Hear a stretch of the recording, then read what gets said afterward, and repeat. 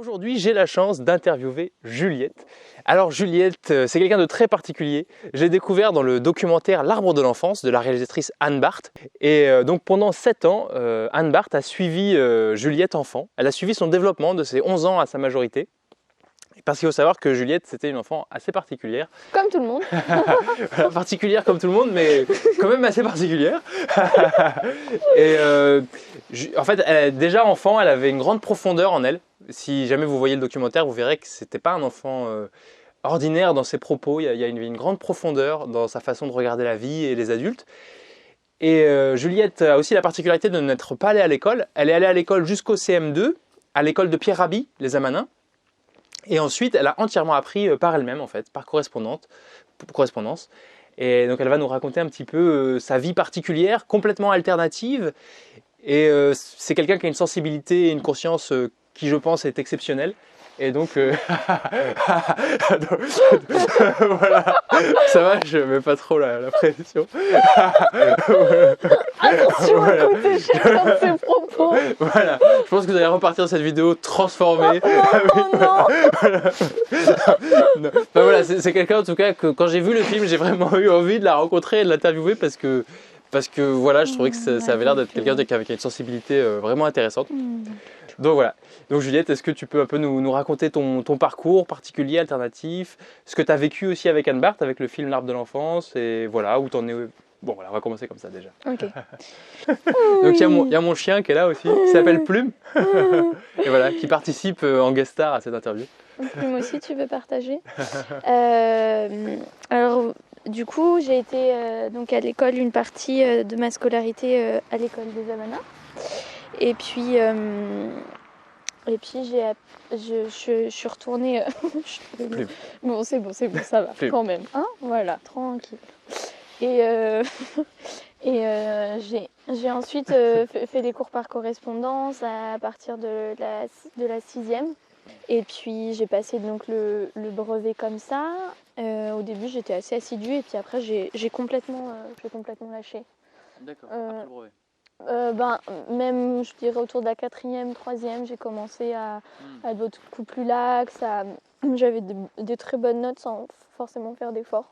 Enfin, je veux dire, j'avais pas besoin de fournir beaucoup de travail. C'était assez rapide et je pense à la fin c'était un peu expéditif. Donc voilà, j'ai eu mon bac par correspondance. D'accord. Et C'est génial. Ouais. Sans aller jamais aller, enfin quasiment Ouais. jamais à l'école, tu as eu Ouais. ton bac, Ouais. c'est génial. Ouais. Et alors la question aussi qui me vient, c'est ça venait de toi, cette décision? Ouais. Tes parents ils t'ont consulté, ouais. Ouais, en fait, c'est moi qui ai demandé D'accord. quand j'étais aux Amanins. Je sais plus, il me semble que j'ai entendu parler d'école à la maison. Et en fait, il y avait déjà quelque chose en moi qui était un peu de l'ordre de non, mais moi je ferai l'école à la maison. Je veux pas aller au collège. Et je pense que ma mère avait beaucoup de peur. Mon père, je le sentais moins dans une forme de peur ou de. Donc pour mon père, j'ai senti que c'était plus léger, mais ma mère, c'était un peu important. Puis il y avait quelque chose un peu de l'ordre de la guerrière. Elle avait envie que je sois forte. Mais non, ma fille, ça va aller. Et puis voilà, tu vas y aller.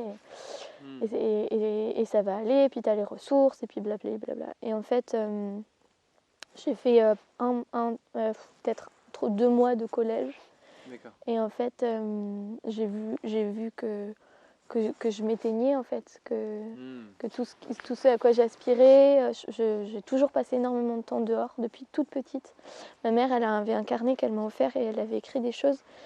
J'étais très jeune et elle marquait tu pars pendant des heures en nature, j'ai parfois peur et en même temps je fais confiance. Et donc depuis toute petite, je partais des heures dans la forêt, dans la nature, à faire plein de trucs. Et du coup, petit à petit, j'ai vu qu'il y avait plein de choses qui s'éteignaient, j'avais une grande sensibilité. À cette époque, j'avais vraiment quelque chose de très à fleur de peau. Et où je pense que j'avais pas assez de verticalité, de verticalité, d'horizontalité, de tronc, d'axe en moi pour assumer ce que j'étais et être à l'aise à dire ouais, en fait je suis comme ça. Et il y avait plus quelque chose de ouais, je m'habille comme ça, ouais, je mange avec des baguettes et Et je ramène ma popote parce que je suis végétarienne. Ah, tu mangeais avec des baguettes? T'avais quel âge à ce moment-là? J'avais 10-11 ans. T'avais 10 ans. 10-11 ans, tu mangeais avec des baguettes, t'allais dans la forêt, t'étais végétarienne? Non, mais, les baguettes et être végétarienne, j'ai commencé à 8 ans. Du coup, aux amanins. Par toi-même? Ouais. Ouais. Tu mangeais baguette végétarienne par Ouais, toi-même ouais, comme ça? c'est à peu près au même moment. Du coup, j'avais tout le temps ma paire de baguettes. J'allais aux amanins. Les enfants, ils avaient l'habitude. Je sortais mes baguettes c'était ouais, vraiment super fort. Pour moi, c'était ma décision, quoi. Je voulais manger avec des baguettes, puis j'étais végétarienne. D'accord, donc dès 8 ans, tu as eu cette espèce d'attraction comme ça pour Ouais. un mode de vie, en fin de compte, Ouais, qui fait penser un peu aux traditions d'Asie. ouais, carrément. Et tu as une attirance aussi pour le Japon. Ouais, très fort. D'accord. Ouais, pour Et l'Asie, donc, quoi. voilà. Ouais. Tu vas se rencontrer au village des Pruniers, hein, qui est quand Voilà, même un lieu quand même. hautement asiatique aussi. Donc, Ouais. donc en fait, ouais, c'est à se poser la question. Oh, bah, j'ai sûrement des anciennes vies là-bas. Ouais, si t'as pas une vie antérieure Ouais. de moine ou.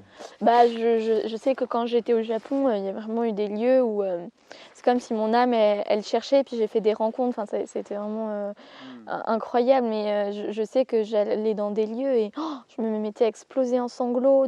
Mon corps, il ressentait des trucs, de voir des anciens habits ou des anciennes. Des trucs traditionnels, il y avait vraiment des trucs très, très forts. Et quand j'étais là-bas, je me sentais chez moi, je me sentais même dans le japonais, je le retrouvais très facilement, je le parlais très couramment, j'apprenais très vite. Ah oui. Tous les mots, je les écoutais une fois et par exemple, on me disait Ido, ça veut dire puis. Clac, je le notais Ça dans ma se tête gravait, ouais. et pouf, c'était bon. C'est extraordinaire. Donc du coup, T'as appris le japonais toute seule aussi, ouais. j'ai commencé seule. D'accord. En fait, quand j'étais toute petite, j'étais très attirée par l'Asie. Mhm. Du coup, j'ai appris plusieurs langues. Mais genre 1, 2, 3, 4, 5, bonjour, au revoir, merci, D'accord. les bases. Un peu en coréen, Ah oui. un peu en vietnamien, un peu en chinois, un peu en japonais. Énorme. Anna, Doul, Set. C'est ça. Oui. Oui, c'est tout. Mais je suis coréen. Ah oui, c'est ça. Hein.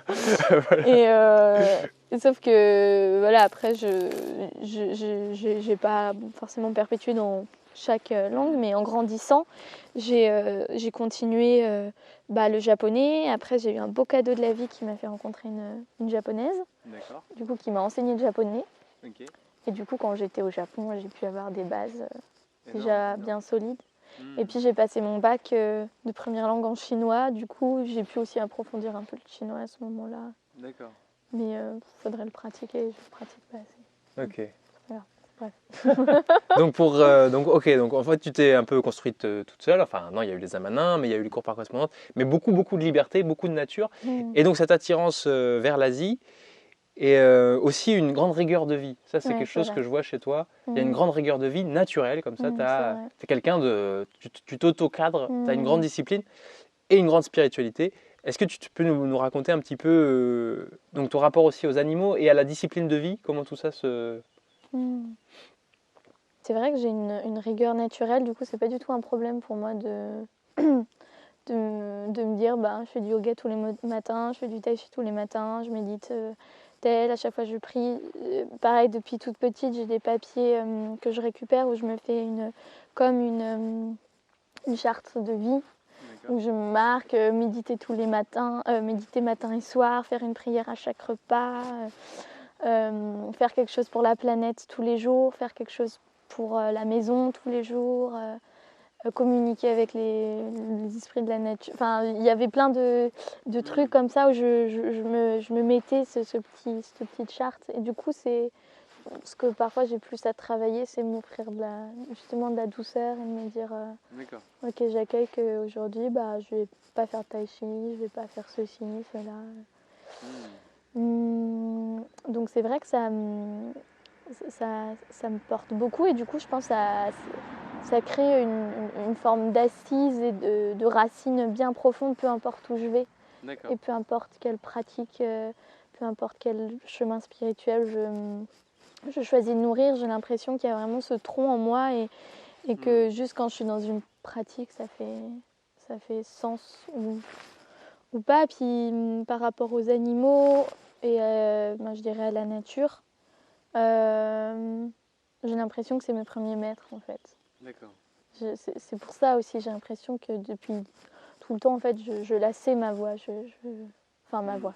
Je sais cette voix qui me parle, qui me porte, c'est d'être en lien avec l'essence divine pour moi qui est présente partout dans la nature. Je vois que je suis énormément dans l'observation, puis d'être avec les animaux. Il y a une autre forme de communication aussi au niveau du langage corporel, au niveau très concret et en même temps très spirituel de ce que j'apprends d'eux, de ce que j'apprends dans ma place dans le monde. J'ai reproduit beaucoup de choses de la relation de mes parents sur mes animaux. Comme on en avait on voit parlé. dans le film aussi. Ouais. Ouais. Oui. Par rapport à Plume, tu vois, on en parlait. Ouais. Moi aussi avec mon chien, j'ai ça.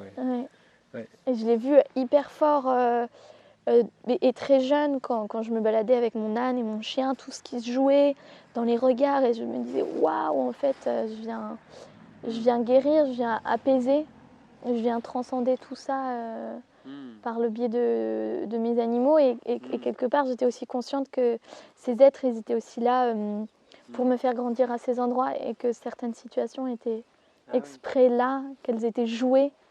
Ça me donne une pensée assez terrible parce que je me dis, tu vois, quand je t'écoute, je ressens vraiment ça, qu'à travers l'animal, on revit le rapport à notre enfance, à nous-mêmes aussi. Et en fait, ce qui me vient et qui est terrible, c'est que je me dis, les animaux, ils sont terriblement maltraités, en fin de compte, partout dans le monde. Et tu vois, de se dire qu'en fin de compte, vraiment, à travers l'animal, c'est nous-mêmes, quoi. C'est vraiment nous-mêmes. Et donc, mais il l'avait dit, ça, Gandhi, il avait dit, on reconnaît la grandeur d'une nation à la façon dont il traite les enfants et les animaux. Et c'est vrai que... c'est beau, ouais. Et chez toi, on retrouve vraiment cette liberté énorme d'enfant déjà, qui a été un enfant qui a pu se construire. Tu t'es construite par toi-même en fait. Je dirais par les rencontres, mais c'est vrai que j'ai conscience que c'est beaucoup la nature qui m'a apprise. Très tôt, je suis partie faire des randonnées, des bivouacs seule, avec ma jument et mon toutou, et à partir plusieurs jours, parfois une semaine. Et aussi mes parents, ils étaient OK, ils m'ont laissé cette liberté. C'est vrai qu'il y a surtout tes parents, je pense, qui ont ouvert la porte. Qui m'ont laissé cette liberté-là et qui ont fait confiance. Mais c'est vrai que je travaillais et puis tout le reste de ma journée, je la passais dehors. Après, ça m'a aussi permis de faire plein de stages, de faire plein de rencontres, d'être dans des groupes, d'approfondir une pratique spirituelle, des activités, de la danse. Donc j'ai aussi grandi à travers ce que le monde m'offrait à vivre. Mais c'est vrai que vraiment basé sur la nature. Et même encore maintenant, je vois que l'endroit où je vis, j'y rentre, je dors, mais je passe tout mon temps dehors. C'est vraiment la nature, ton lieu en fait, ton espace de vie. Quoi. Ouais, j'ai l'impression d'y retrouver le père et la mère, d'y retrouver... Je veux dire, quand j'ai le père, la mère, c'est la mère, l'enveloppe, ce qui m'encercle, ce qui me... Et le père, le tronc, la solidité, l'ancrage. En fait, il y a tout dans la nature. On observe une rivière, elle apporte cette souplesse, cette douceur et en même temps cette force. On regarde les herbes, enfin, tout est là en fait, tout est à déceler dans ce que la nature nous offre à observer et du coup à refléter ce qui se reflète aussi en nous-mêmes et ce qui... Et alors aussi, ce que dans ton mode de vie particulier, ce que je vois, c'est aussi, le terme est peut-être pas bon, un refus de, tu vois, par exemple, tout ce qui est réseaux sociaux, tout ce qui est, tu l'exprimais, tu vas pas sur Facebook, pas sur YouTube, t'as une boîte mail, mais tu y vas très très peu. Pareil, au niveau du portable, t'es pas beaucoup, tu vois, t'es vraiment dans un mode de vie hors machine. Tu vois, et c'est vraiment intéressant qu'on se parle parce que moi je suis très différent. Par exemple, moi je suis beaucoup dans les ordinateurs, je suis apprenti mécanicien, enfin, je suis beaucoup dans... je nage dans les machines. dans le cambouis. Dans le cambouis et puis mais à la fois j'ai vécu 2 ans et demi au prunier, tu vois. Mais j'ai ce truc... Mais moi j'avais envie de me réconcilier avec la machine. Très beau. J'avais envie de me réconcilier avec la machine parce que je pense que la machine est une part de nous. Et ça vient de nous déjà, ça s'est produit de nous, on le prend de la nature, on le crée. Mais ça traduit quelque chose de l'esprit humain aussi. Là. Et j'avais envie de me réconcilier avec ça. Parce que moi j'ai une haine aussi de la machine, j'ai une haine de tout ce qui s'est fait, de tout ce qu'on a pu faire à la nature. Et du coup j'ai voulu expérimenter ça. Bon, c'est une expérience assez douloureuse quand même d'être plongé dans l'acier, dans le béton. C'est pas agréable, mais j'avais envie d'expérimenter ça. Et du coup, mais ça m'intéresse aussi de. Moi, j'ai pas réussi, tu vois, à renoncer. Et ça m'intéresse d'avoir le point de vue de quelqu'un qui a réussi, parce que de mon point de vue, ça demande énormément de force de réussir à. Parce que tout nous tire vers ça un peu, quoi même. Bah, du coup, je dirais que c'est pas une réussite. Je dirais que tout, comme on avait dit, enfin, pour moi, tous les chemins sont bons, tous les chemins sont justes.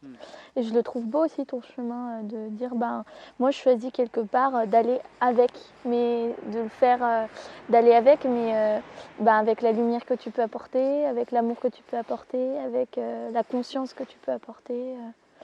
Et en fait, il y a quelque chose en moi qui est très fort de me dire que tout ça, c'est un jeu, en fait. Et que juste mon incarnation, elle est venue jouer ce grand jeu de l'expérience vivante et de venir... que mon essence divine, elle est venue jouer ce grand jeu de l'être humain, de la matière, de l'incarnation, et qu'en fait, on vient juste se mettre dans des rôles, dans des costumes, et qu'on vient expérimenter la traversée de la tristesse, la traversée de la colère, de la haine, et qu'en fait, du coup, il n'y a pas de juste ou de mal, c'est juste, tiens, cette âme, elle a besoin de traverser ça, et elle a choisi de... Mais c'est pas mieux ou moins bien, voilà, bien sûr. qu'une... Je pense que c'est important, c'est le sens qu'on y met là. Ouais. C'est ça le plus important. Ouais. En fait, le sens et l'intention. Mm. Et j'ai l'impression qu'on perçoit beaucoup de choses, et ça dépend comment on décide ensuite de ce qu'on décide de faire de cette perception. Parce que, en fait, souvent je le vois quand je me sens traversée par des émotions, je vois que c'est la pensée, en fait, qui peut aussi me ramener dans la tristesse. C'est-à-dire que je vais recevoir une image, et bien sûr, il y a des trucs, ça peut me prendre très corporellement, mais c'est aussi, ce que cette image, et hop, je viens poser des mots, et en fait, c'est la pensée qui crée cette séparation. Exactement. Mais quand on est juste à l'intérieur de soi, et qu'on est juste dans l'observation, et qu'on ne s'attache pas à la pensée, on ne s'attache pas aux mots, et c'est beaucoup plus doux. Et même si c'est beau aussi de s'attacher aux mots et de savoir... je me régale à lire des livres, je trouve qu'il y a une poésie, une danse, un voyage à travers les mots, je trouve ça merveilleux. Mais... Oui, justement, c'est une utilisation quelque part saine de ce pouvoir, quoi. Ouais. C'est un pouvoir, en fait. Oui, c'est un pouvoir, c'est tout à fait. Qui nous crée, en fait, en permanence. Ouais, le verbe, il est hyper puissant, la pensée, elle est très puissante. D'accord. Tu crois au pouvoir de la pensée, au pouvoir créateur de la pensée? Ouais, j'y crois super fort. Je crois que ma vie, c'est que ça, quoi. Ouais. C'est pour ça, tu vois, quand on parlait de mon projet partir en voilier, il y a un moment, il y a eu juste un microseconde de dire ouais, mais ça, c'est un projet. Et en fait, non, pour moi, je sais que bien sûr. qu'en fait, tout est hyper réalisable. Depuis toute petite, j'ai eu plein de rêves, et en fait, ils se sont tous réalisés. Ouais, moi aussi, j'en ai réalisé plein. Ouais. En l'imaginant, en le rêvant. Ouais. Moi, je les rêve et puis je les vis comme si c'était déjà là, en fait. Ouais, je m'interdis rien. Je m'interdis rien dans le rêve. Mais beaucoup de gens ne savent pas rêver. C'est terrible de ne pas savoir rêver. Ah ouais, c'est clair. C'est-à-dire qu'en fait, dès qu'ils rêvent, ils commencent à partir. Et en fait, c'est l'âme qui parle dans le rêve. Tu vois, c'est l'aspiration profonde. Il y a des choses magnifiques qui veulent se manifester à travers nous. Et puis, dès qu'ils commencent à rêver, non, c'est pas possible. Non, il y a un petit saboteur qui vient et puis qui raconte n'importe quoi, en fait. Et c'est ça. C'est vrai. C'est nos mémoires castratrices. Ça, nos mémoires. Et puis, c'est aussi l'esprit ambiant. L'esprit ambiant qui limite en permanence. Et... Certains adultes peuvent être très broyeurs de rêves. Je me rappelle quand que je sais plus, une fois c'était assez flagrant, il y avait quelqu'un qui parlait de ses rêves, et puis l'adulte face à ça, il a fait ah ouais, c'est bien joli tout ça, mais tu pourras jamais le réaliser. Et ouais, il y a tellement d'adultes. On est entouré aussi de tellement de personnes qui... parce qu'ils ne s'autorisent pas, eux, à le rêver, et quelque part, c'est... Moi, je me rappelle, tu vois, par exemple, il n'y a pas longtemps, là, je voulais avec mon ex-compagne, on voulait une maison. Et puis on gagne pas d'argent, tu sais, enfin à l'époque on était au minima sociaux. Et donc elle me disait c'est pas possible et tout. Puis je disais mais tu sais pas. On ne sait pas en fait si c'est pas possible. On ne sait pas si c'est pas possible. Et en fait on a trouvé une maison pour 200 € par mois avec un lac et tout, un truc immense. Non. Ouais. Et on a vécu 1 an dedans, tu vois. Tu vois, et c'était juste. En fait, fallait juste pas savoir quoi. Fallait juste pas savoir. Faut arrêter de savoir. Tu sais ce que tu veux, ça tu le sais. Mais après le reste, tu sais pas. C'est ça. Ouais. Voilà. Il faut pas savoir en fait. Faut pas savoir. Et quelque part, c'est aussi super agréable de s'abandonner dans l'inconnu aussi. Oui, c'est ça. Et parce qu'en fait, on se rend compte qu'on met aucune énergie. Tu vois, on envoie et puis on fait ok, tu t'occupes du reste quoi. Tu t'occupes du reste. Tu t'occupes du reste. Ouais. Tu gères de toute façon. En fait, le rêve est déjà la vie. C'est-à-dire que souvent, en fait, c'est quelque chose d'important à avoir, c'est que le rêve est déjà la vie. C'est-à-dire que quand tu rêves, par exemple, je peux rêver que je vis une expérience, tu vois, que je mange quelque chose et que c'est super agréable. Et en fin de compte, dans mon corps, dans mon esprit, se mettre déjà en route, c'est déjà la vie. En fait, je suis déjà en train de manger la chose en fin de compte. Il n'y a pas de séparation avec Voilà, exactement. ce qui est vécu dans la matière et ce qui est Voilà. vécu à Et la séparation, on la crée nous-mêmes. Avec le doute, avec la peur, machin, on crée la séparation. Mais si on était capable d'avoir ni doute ni peur, tout ce qu'on penserait, en fait, il n'y aurait aucune limite. Il n'y aurait aucune limite. En fait. C'est ça. Je crois profondément à ça. Ça me parle carrément. Mais après, je pense que si on est pour être illimité, il faut d'abord qu'il y ait un bon socle. Exactement. Parce que justement, si on accède à ce plein pouvoir, faut que ce soit des êtres qui soient vraiment dans la conscience et pour que ce soit au service et qu'on se rende compte que du coup, ce truc de vouloir tiens, je rêve d'avoir une voiture, je rêve de ceci, je rêve de cela. Non, en fait, que ce plein pouvoir soit dans le service du plus grand, dans le service contribution du monde et contribution de l'autre, et que ce soit pour servir l'amour, la lumière, et que ce soit pas un truc pour servir le petit, pour servir juste le superflu, même si c'est ok, et c'est ok de passer aussi par ces zones-là et tout ça. Ouais. Ah, moi, je suis à fond là-dedans. Ah ouais, j'ai plein d'histoires. Trop bien. Ouais, non, mais c'est clair, c'est évident, j'ai obtenu des trucs que je voulais comme ça. Ouais, waouh. Ouais. Mais c'est vrai que tu as raison que ça soit connecté aux valeurs les plus hautes, ça, c'est un moteur énorme.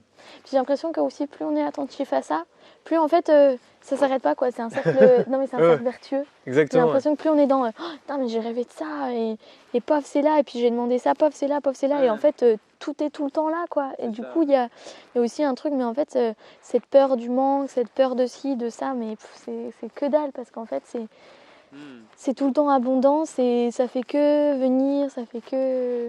C'est pour ça que moi, je peux contacter parfois du désespoir ou de la peur par rapport à cette terre, parce que je l'aime et que je peux être attristée. Et en même temps, quelque part, c'est très peu présent. Parce que je vois justement en quel point ça peut aller très vite et tout est abondance partout. Non, mais du coup, tu disais par rapport, tu vois, aux réseaux sociaux. Ouais. Je sais pas, du coup, je sais pas si j'ai vraiment répondu. Mais je voulais dire que j'avais envie de dire oui à d'autres choses. Tu vois, j'aimerais trop me dire que j'ai plus de téléphone, j'aimerais vraiment et qu'il y ait autre chose qui se crée du coup aussi dans une autre forme de lien avec les autres, une autre de se dire tiens, du coup ça recréera aussi du lien. Le fait que tu vois, nous on a eu un souci, on a pas eu internet et d'eau et d'électricité pendant une semaine. Ouais. Et en fait, au niveau de l'énergie, c'était incroyable ce que ça crée. C'est-à-dire le fait qu'il n'y ait plus d'électricité, déjà je trouvais que ça, au niveau énergétique et vibratoire, ça faisait que l'énergie était beaucoup plus posée. Et quand il y a de l'électricité, il y a un peu un truc, on ne sent pas forcément, mais de partout ça fait un peu comme ça, tu vois. D'accord. L'électricité, elle. Et du coup, qui est pas, en fait, ça fait quelque chose de vraiment très apaisé, serein, ça tranquillise. Et les gens, du coup, ils sont vachement plus en lien. Les mères, elles se retrouvent, elles font des trucs, il y a du soutien, il y a Bah tiens, on va aller se balader ensemble. Du coup, les gens ils vont pas regarder leur match de foot, donc ils se retrouvent, ils vont jouer des jeux de cartes au coin du feu. Il y a vraiment quelque chose de très différent qui se crée quand il n'y a plus l'internet, quand il n'y a plus ça, quand on n'a pas le choix. Le confort technologique. Le confort technologique, c'est ça. Quand le confort technologique meurt, ben en fait, il y a autre chose qui jaillit, qui sort, Ouais. Ouais. En fait, ouais. Est-ce que du coup, quelque part, ce qu'on gagne d'un côté, on le perd d'un autre, en fait, quelque part. On gagne en. On prend autre chose. On gagne en confort, on gagne en. Tu vois, avec la technologie, on gagne en confort, on gagne en diffusion, on peut dire, tu vois, quand tu veux diffuser quelque chose. Enfin, ça a l'impression, en tout cas, on a l'impression de gagner une certaine puissance de diffusion, ce qui peut être positif pour certaines choses. Oui. Et le confort aussi, ça peut être positif pour certaines choses. Oui. Le fait, on a plus de vitesse aussi, ce qui peut être positif pour certaines choses. Mais on perd aussi beaucoup. Je pense qu'on perd aussi quelque part un accès à nos ressources personnelles. Mais complètement, c'est ça. Ouais. Ça, ouais, je crois beaucoup en ça aussi. On perd l'accès à nos ressources personnelles. Bah, quelque part, il peut y avoir une forme de fuite et de refuge à travers l'Internet. Mais ça peut être très sain, hein. Ça peut être le refuge dans suivre un maître qui fait des enseignements et qu'on écoute tout le temps. Non, mais du coup, c'est quelque chose qui est sain, quelque part aussi, de se nourrir de tiens, lui, qu'est-ce qu'il partage, tiens, lui, qu'est-ce que. C'est intéressant, ça. Et je sais que parfois, je suis dans des périodes où ça me fait du bien d'écouter aussi. Par exemple, une nana que j'adore, qui fait de la CNV, ou des conférences, ou des satsangs avec des maîtres, ça me fait du bien d'entendre leurs mots, ça me fait du bien de me nourrir. Mais c'est aussi effectivement quelque part, quand on n'a pas accès à tout ça, on découvre autre chose aussi, tu vois. Du coup, par exemple, dans le lieu où je vis, j'ai pas d'électricité, et j'ai pas d'internet, donc je peux pas écouter de musique. Je peux en écouter si je les mets sur mon téléphone et après je peux les entendre. Mais du coup, je suis souvent sans musique et puis j'ai vraiment pas d'internet. Mais il y a tellement d'autres choses en fait qui s'ouvrent aussi dans ma créativité, dans le fait de dessiner, d'écrire, de faire. Du coup, j'ai très envie de faire avec mes mains, avec mon corps, d'être dans la laine, dans la feutrine. J'ai des idées de me dire, je vais me faire des gants, je vais me faire ci, je vais faire ça. Voilà, quelque part, en fait, par nature, le système d'Internet, ça nous met dans une posture de consommateur, quoi. C'est-à-dire, juste on écoute, alors que en fait, là, ce que je vois, c'est que ce qu'on gagne en consommation, tu vois, en confort de tes peinards et tout, tu vois, tu fais un peu de la spiritualité 2.0, tu vois, où tu te regardes toute la journée des vidéos spirituelles. Il y a plein de gens qui font ça. Grave, j'en connais, hein. Moi aussi, j'en connais, mais je pense qu'il y en a qui suivent la chaîne, qui sont à fond comme ça, quoi. Tu vois, ils regardent plein de vidéos spirituelles et tout. No judgment. No judgment, mais no discrimination. Voilà, quelque part, en fait, ce qu'on gagne dans une espèce de posture, enfin, ce qu'on perd avec cette posture de consommateur, enfin, que ce soit spirituel ou pas spirituel, enfin, cette posture un peu tout simplement passive, quoi, c'est justement, en fait, on y perd énormément en développement personnel, quoi, de la vie, comme tu dis. En fin de compte, toi, tu te développes tout le temps, quelque part, comme t'es pas... Oui, puis il y a un lien aussi avec les autres J'ai vraiment pas envie de dire que c'est mal ou quoi que ce soit, parce que j'ai aussi mes périodes où je vais me dire tiens, ça va me faire du bien d'écouter un tel, et que c'est bon aussi de se donner de la douceur, et on est dans un monde, en tout cas pour moi, il y a aussi quelque chose qui est accueilli par rapport à ça, c'est que j'ai choisi de m'incarner à cette époque où en fait il y a tout ça qui est présent. Il y a l'internet, alors c'est du coup avec quelle conscience je décide d'être en lien avec tout ça, et quelle conscience je décide d'apporter à tout ça et à ces outils, et comment je peux les servir effectivement dans des choses que je veux cultiver, du coup dans la lumière, dans le service, que ce soit vraiment pas... Et du coup, j'ai vraiment pas envie de dire c'est mal et c'est ok, mais je vois en tout cas que de plus en plus, puis pareil, j'ai plus du tout ces envies de regarder des films, j'ai plus du tout ces envies de mater J'ai eu une période, quand j'étais plus jeune, je regardais pas mal de séries japonaises. D'accord. Et c'était, oui, ça va. C'était mon petit truc. Des dramas, un truc comme ça. Ouais, j'étais à fond et tout. Je rentrais le soir, justement, j'avais fait plein de trucs. Puis à cette époque, j'étais avec les chèvres aussi. Je faisais du fromage, je m'occupais des chèvres, puis j'avais les animaux, puis je faisais ci, ça. Enfin, je faisais vraiment plein de trucs. C'est génial. Et c'était vraiment le moment où je revenais et je m'asseyais, j'avais mon petite tisane et puis mon petit drama là. Mais en fait, mon confort, il est plus du tout là-dedans en fait. Il est vraiment dans les cadeaux que je peux me faire. Ça va être de randonner, ça va être de lire, ça va être de me dire waouh, je m'offre le moment de lire, de juste me lire ce livre. Ou de me cuisiner ça, ou d'aller cueillir des plantes sauvages, il se développe dans autre chose. Et pareil, j'ai plus ce truc de me dire ouais, je vais me prendre une bonne douche chaude. J'ai plus du tout ça. Oh là là, mais moi j'aimerais bien être comme toi. J'aimerais tellement être comme toi. Si. Non mais tout est parfait, c'est bon. non, j'aimerais tellement être comme toi. Parce que je te trouve extraordinairement cohérente, quoi. T'arrives à vraiment. Ouais. Moi je trouve que mon esprit est un peu crade. J'aimerais bien Non mais c'est vrai, j'aimerais bien le nettoyer un peu, quoi. Non mais ça va, je veux dire par rapport à d'autres, je suis pas pire, quoi. Non, ouais, grave. Mais je trouve quand même, parce que moi avec les pères, je rêve, j'admire des figures comme Gandhi, comme des gens qui arrivent au milieu, tu vois, d'un monde. En plus Gandhi c'était quand même, tu vois, c'était l'Inde coloniale. L'Inde coloniale, les gens ils avaient un esprit un peu crade. Enfin, même aujourd'hui encore, mais à l'époque, tu vois, il y avait quand même beaucoup de pensées de domination, d'argent, de lutte d'idées. Tu vois, et on n'était pas du tout dans la sobriété heureuse, machin, quoi. Et Gandhi, il a réussi au milieu de ces flux si puissants à incarner un chemin, tu vois, voilà, j'écoute ma voix intérieure, je suis rigoureux avec moi-même. Et ça, je trouve ça tellement incroyable de réussir à faire ça dans notre monde. Ouais, c'est pour ça que je voulais t'interviewer. Je trouve que tu y arrives quand même. Je suis très exigeante, même par rapport à ma manière de consommer, de vivre. Bah, j'achète aucun habit, j'achète. Ou alors, tu vois, ça va être dans les fripes. J'essaie en fait le plus possible d'être. Mais ça me demande pas d'énergie. Ça me demande pas d'effort, en fait. Je dirais que ça me demanderait. Non, mais c'est vrai. C'est génial. Ça me demanderait plus d'effort quand je suis dans des maisons, parce que aussi j'ai beaucoup. En fait, t'es propre sans effort. Voilà, c'est ça. Exactement. Elle est auto-wash. Je suis auto-wash. Ouais. En fait, je suis auto partout. Je suis auto-amour, auto-satisfaction.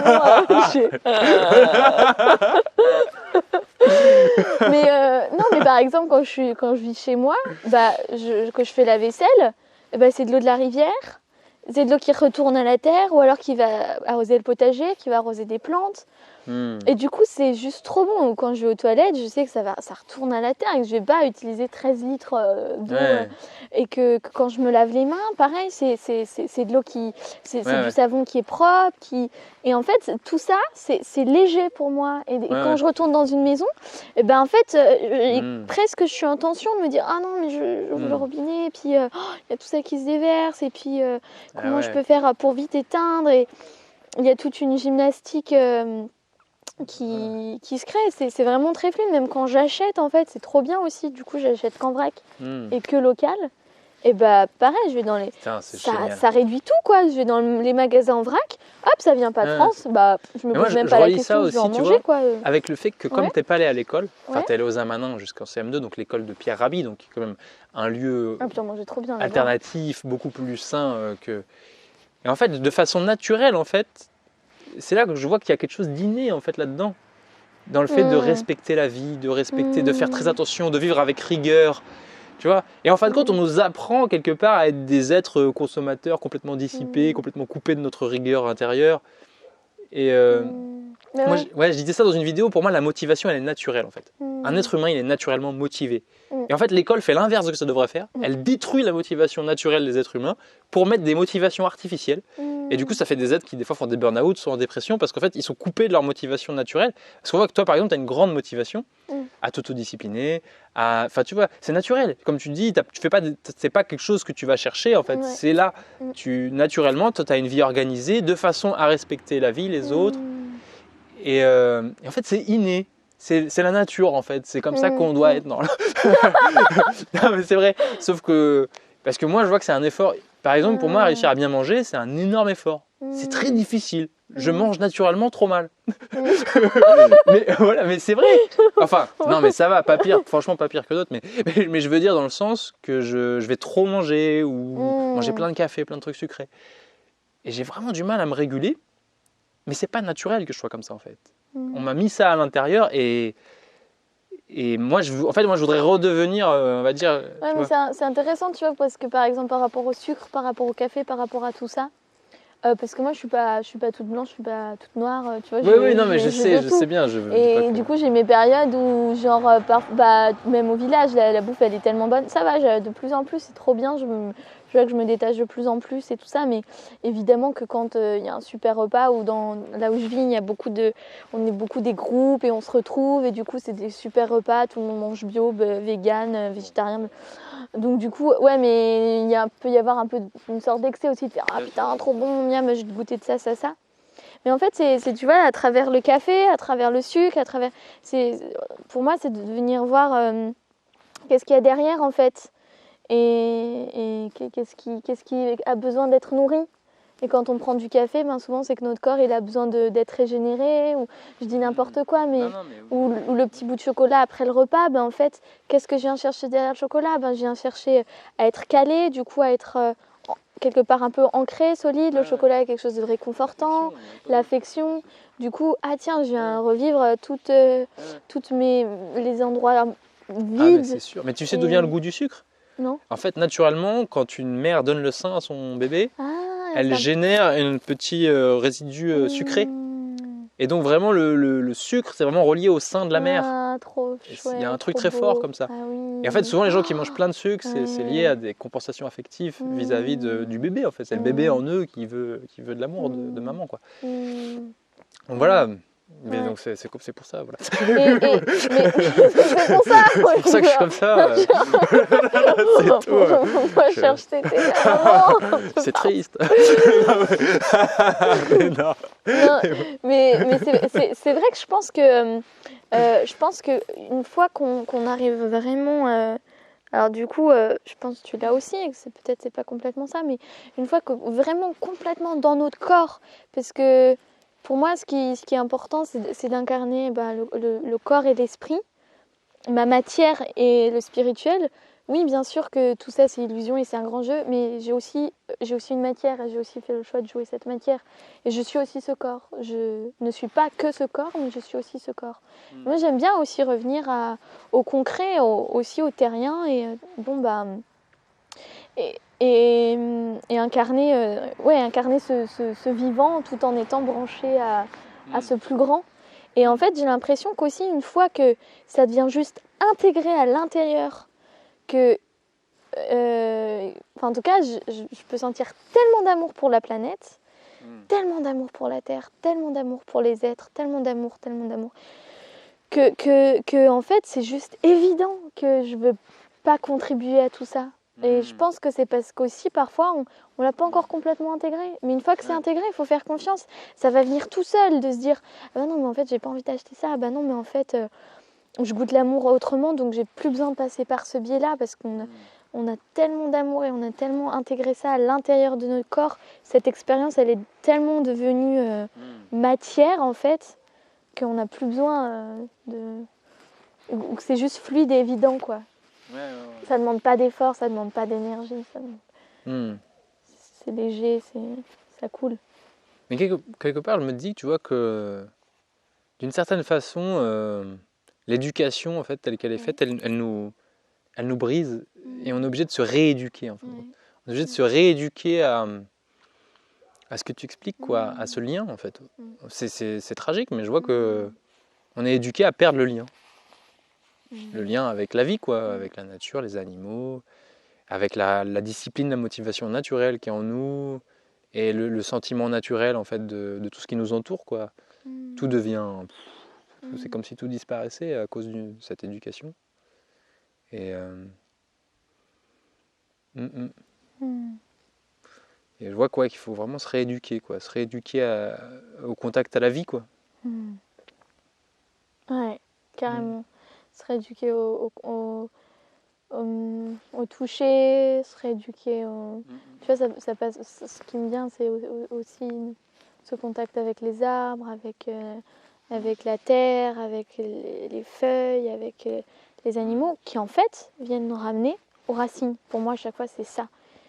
Quand il dit revenir notre véritable demeure, pour moi, c'est ça, c'est l'arbre, la terre, la fleur, la feuille, le bruit du vent, l'eau.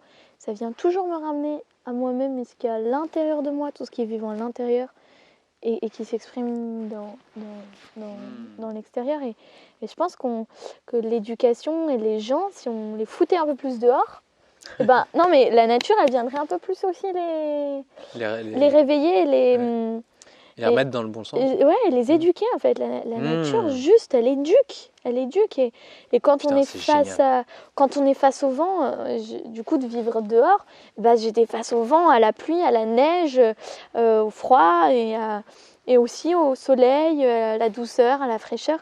Mais du coup, c'est juste, ça revient à cette place d'humilité aussi. Ah ouais, putain, en fait, je suis rien, je suis juste ça. Et je suis devant tout ça. Et la nature, elle est puissante, elle est précieuse et je pense que si on pouvait nous repousser, va dans le vent, va dans la neige, après tu te prends un bon petit thé avec de bons petits biscuits, pas de problème, Bien sûr. mais va passer 2 heures en présence de la terre, en présence de ce qui est autour de nous et ce qui nous a créé, de là où on est sorti en fait, et de là où on va retourner. Et elle est tellement enseignante, la terre, c'est illimité. Et je pense que effectivement, on se coupe, on se ferme et que si on peut être plus en contact avec ça se fait avec les gens. Donc ça serait ça en fait. La rééducation, c'est par la nature que ça va se passer. Ouais, pour moi vraiment. C'est ça en fait. Puisque la solution est là depuis le début, quoi. Ouais. Mais oui, c'est ça. C'est ça, la solution, c'est la nature. Bah oui. Et c'est super simple. Ah non, mais c'est sûr. C'est sûr. Je lisais un livre. Mais je vais en faire quelque chose de ce que tu racontes. Non, mais moi, ça me donne envie, là, je sais pas, quand il fera beau, je vais aller me mettre plus dans les bois. J'ai la possibilité de le faire, alors. Ouais, puis même d'aller...